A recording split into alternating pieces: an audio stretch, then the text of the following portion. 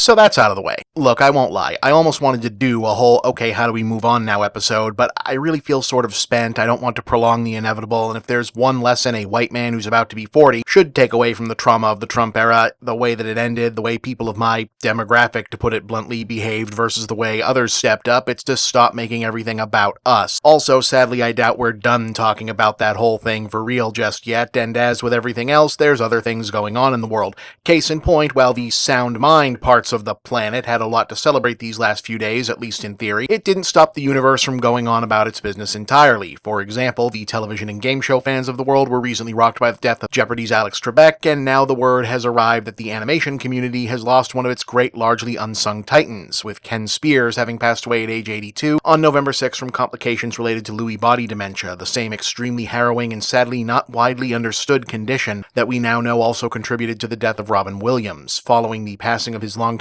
producing partner and friend Joe Ruby this past August, it brings to an end the fabled Ruby-Spears partnership, which, while still perhaps best known for having developed and created the original Scooby-Doo franchise while working at Hanna-Barbera before going out on their own, had one of the longest and most lasting original creative legacies in American television animation, bridging the gap between the psychedelic 70s and hyper-commercial 80s and 90s in ways that left an indelible mark matched only by fellow travelers like Filmation and Hanna-Barbera itself in the gonzo gilded age of TV is weird. American cartooning. None of the people fighting to keep the lights on in the West were quite as gonzo as Joe and Ken. Meeting and first becoming fast friends as sound editors who graduated to pitching and writing stories for Hanna-Barbera's sci-fi action and superhero cartoons during the late 50s and mid-60s Saturday morning golden age, Joe Ruby and Ken Spears got their big break when, ironically, a popular movement against what was being seen as excessive reliance on violence and fighting in children's media like those very superhero and sci-fi cartoons by increasingly influential parents groups led TV networks increasingly canceling such shows and asking for non-violent but still engaging alternatives. Couldn't Itchy share his pie with Scratchy? Then they would both have pie. Tasked with creating such a series, specifically one about detectives or crime solving, but based around a group of teenagers, in order to ape the success of another recently launched updating of the Archie comics characters for the post-Summer of Love pop music set on another network, Ruby and Spears handed in what would eventually become the blueprint for Scooby-Doo Where Are You?, which according to some versions of the legend, many other executives were pretty skeptical of at first, which is pretty funny given the degree to which Scooby has become possibly Hanna-Barbera's biggest property overall now, striking out on their own following the success of Scooby-Doo and subsequent creations like Jabberjaw and Dynomutt, and after a stint also working for DePatie Freleng, later to become known as Marvel Entertainment, they ended up forming Ruby Spears Productions in 1977, in part thanks to the support of legendary TV executive Fred Silverman, the visionary who'd transformed the network broadcasting landscape a few years ago at the beginning of the decade at CBS when he summarily canceled the network's lineup of still rating successful but widely criticized as culturally out-of-step small-town sitcoms in favor of edgy, experimental modern programming aimed at upwardly ambitious urban audiences in what some at the time blasted as the rural purge, but ultimately resulted in greenlighting a slew of massive hits that redefined the direction of television culture itself. Having taken up at ABC as head of daytime programming by 77, Silverman's latest insight was that Hanna-Barbera, having come to dominate children's TV animation so completely as to be producing nearly all shows on all three networks, was causing all of the product to suffer, and he wanted to introduce a competitor studio to the market to even things out. Backing up a pair of ex-Hanna-Barbera pros like Ruby Spears to crank out material for his network seemed like a smart play. Beginning with a series of ABC Saturday specials based on popular children's books like The Puppy Who Needed a Boy and The Trouble with Miss Switch, they found mixed early success with an adaptation, Plastic Man, which is honestly probably the only reason that Plastic Man ended up surviving as a noteworthy character after that point, and a Scooby-Doo clone of their own to match the many Hanna-Barbera was already cranking out called Fangface, where Scooby and Shaggy were the same guy because he was a werewolf. Time to activate our secret weapon. Here, Fangs, look at this picture of the moon. Ooh, ooh, ooh.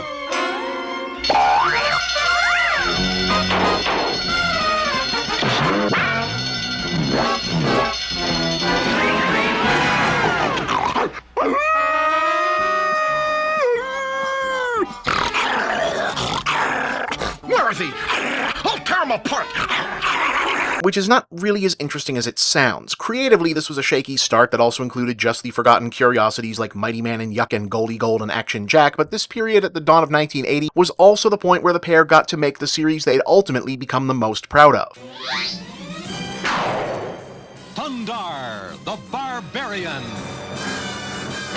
Bringing on big guns in creator roles in the form of comics legends Steve Gerber on story and Jack Kirby, yes, that one, on designs, Thundar the Barbarian was an all-stops, pulled-out return to the kind of pulp adventure cartoons Ruby and Spears had cut their teeth on at Hanna-Barbera in the first place, from its deliriously bizarre post-apocalyptic setup. The year 1994. From out of space comes a runaway planet, hurtling between the Earth and the Moon, unleashing cosmic destruction.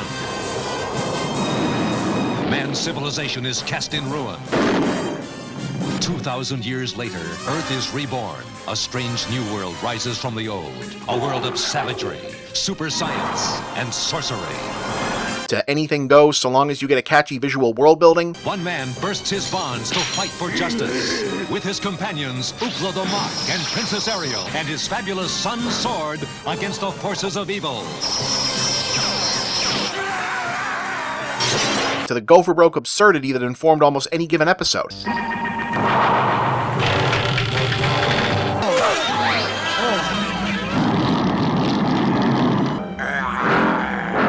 Don't worry, we can play rough too. Let the final battle begin!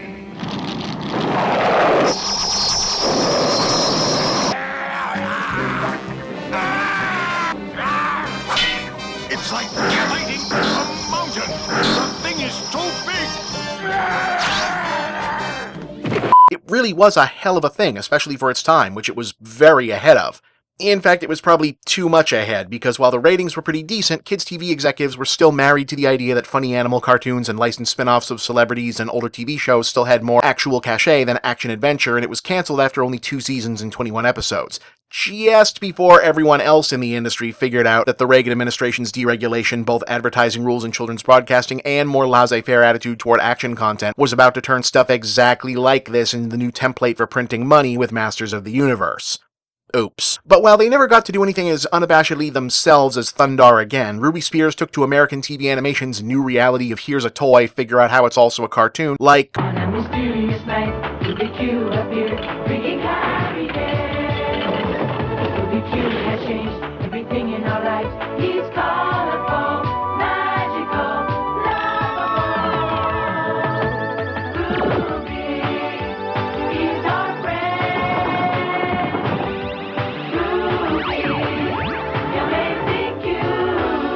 Hello, my name is Rubik. well, like veteran producers successfully incubated in Hanna-Barbera's Cartoon Factory would be imagined to take to pretty much any version of here's a thin premise, now stretch it further, I guess. Probably their biggest and most successful brand licensing get of their busy 80s to mid-90s run on the networks was the revamped Alvin and the Chipmunks, aka what most people born before the live-action movies came out pretty much exclusively recognize as the version of that property, which, yes, did have a cartoon based on it before, but really I feel like the culture has kind of memory hold that prior to Ruby Spears putting their mark on it, Alvin and the Chipmunks really wasn't much more than selling re-recorded music with the pitch turned way up and pretending it was cartoons singing. They were also among the most successful, relatively speaking in this case, when it came to adapting video games to animation in the West. They did the Pac-Man cartoon, Saturday Supercade, the anthology series featuring shows based on Space Ace, Frogger, Q*bert, Pitfall, Kangaroo, and Donkey Kong, making them the first to put Mario to narrative animation, a series adaptation of Dragon's Lair, and yes, toward the end of their tenure as a network outfit, they also had the job of retooling Mega Man into something more like a Western superhero aesthetic after Capcom and the American licensee partners got skittish about how consumers would respond to a more faithful adaptation, which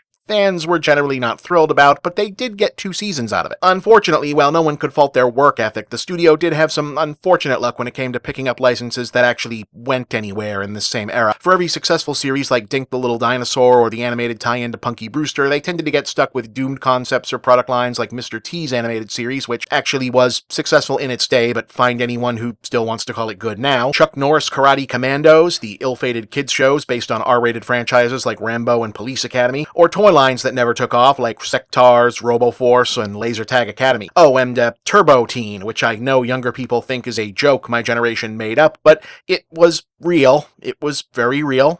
A bolt of lightning forced me off the road. My car skidded into a government laboratory where a top-secret experiment was underway. I swerved into the path of Dr. Chase's molecular transfer ray, causing me and my car to become one.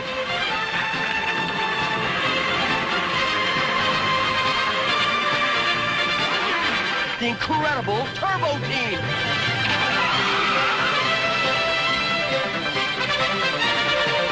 Officially, Ruby Spears' studio stopped producing new series and specials after about 1995, with the last full production making it to air being the modestly successful licensed series Sky Surfer Strike Force, which was a bit on the extra side, I think is one way of putting it. When a mysterious explosion destroys an artificial intelligence lab, Adam Hollister is framed. His son, Jack Hollister, sets out to prove his father's innocence, that someone else had caused the explosion and had stolen an experimental computer brain. Merging it with his own brain, he transforms into the master criminal known as Cybron. To fight Cybron and his evil bioborgs, Jack Hollister becomes Sky Surfer 1, leader of the Sky Surfer Strike Force.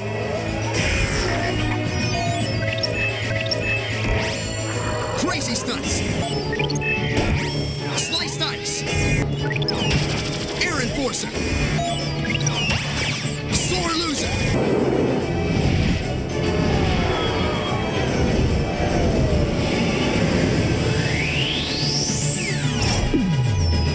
Sky Surfer Strike Force!